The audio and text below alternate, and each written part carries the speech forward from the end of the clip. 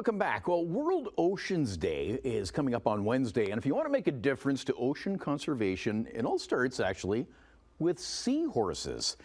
We have super wine girl, Angela Aiello, joining us with details on that. Good morning, Angela.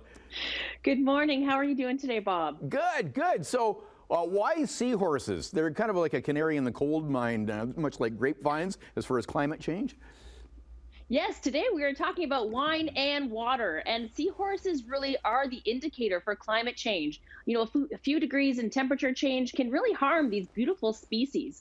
And they're such unique creatures. I mean, there's so many cool things about seahorses we love, so many unique different kinds, but they've also been the emblem for Wakefield Wines for the last 50 years on their wines themselves. And of course, seahorses, in Australia you would see lots of them, but they are as far north as Canada, right? Absolutely. In fact, Canada has the largest coastline of any country, 40% of it, which is marine. And so this is really interesting, too, because these are two organizations. We're talking about Project Seahorse today and Wakefield Wines, that they're sharing that to understand how local action can really have a global impact. And they've teamed up to do research and to help sort of prioritize this change. Now, so how do we help out by buying a bottle of Wakefield wine? Yes, absolutely. I mean, the nice thing about Wakefield is they've partnered with Project Seahorse out of the University of BC. So you can actually buy these wines, the Promised Land wines, or any of the Wakefield wines that are available at your local bottle shops. They all have the seahorse on it. These are the Promised Land wines, the Cabernet Sauvignon and the Shiraz, both at $14.95. And I also really love that on the back of these labels, you'll see a temperature gauge. So you'll be able to actually see on the back of the label what temperature to serve these wines at. And that's a good so tip. for this world, yeah, right, it's a great tip. Temperature makes a big difference in the ocean and in your wine enjoyment as well. Yeah, and I'm a Cab Sauvignon guy, but I'm looking at your tasting notes on the Shiraz, blackberry, plum, and mocha. Oh, I mean, we definitely talk about tasting notes. The Shiraz and the Cabernet have been some of my longtime favorites as well. This weekend, actually, I made a donation to Project Seahorse. You can go to wakefieldwines.com/Project Seahorse and make a donation. But Shiraz has always been one of my favorites, and I'm excited to hopefully get back to Australia soon and try this wine at the winery. But really dark, like you said, that dark fruit, that chocolate. I mean, these are lovable wines. And what kind of price point do they come in at? Both of these wines are very reasonable, $14.95. Great, you're supporting a winery that gives back. In fact, Wakefield Wines has donated over $11,000 to this project.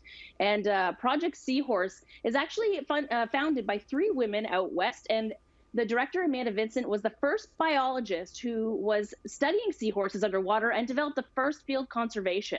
So very kind of cool as the seahorse kind of partnership comes to be.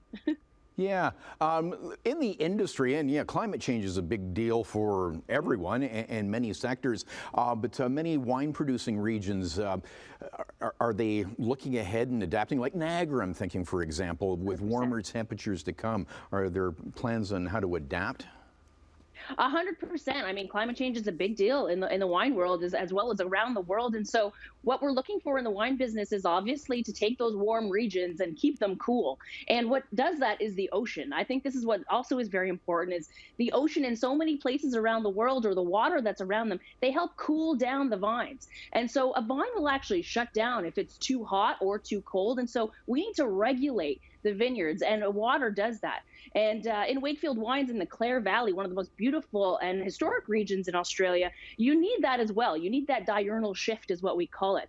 And so a sustainable philosophy and ethos around the winery, which is what Wakefield and many wines across the world have. In fact, Wakefield Wines is one of the founding families of Australian winemaking, with 3 generations of winemaking excellence. And they have lightweight glass bottles. They're planting trees through a reforestation project. And so what you need to do is create biodiversity sort of as a whole. You need to have a really ethos as a winery, as a wine region, as a wine world to help, keep our planet safe for the future. Absolutely. Well, we'll link up not only Wakefield Wines, but Project Seahorse. We'll put the links at chch.com so Morning Live viewers can donate towards that cause and help protect our oceans and our wine industry. Super wine girl, Angela Aiello, good to see you. Cheers, Bob. Cheers. This is all I got. I got coffee.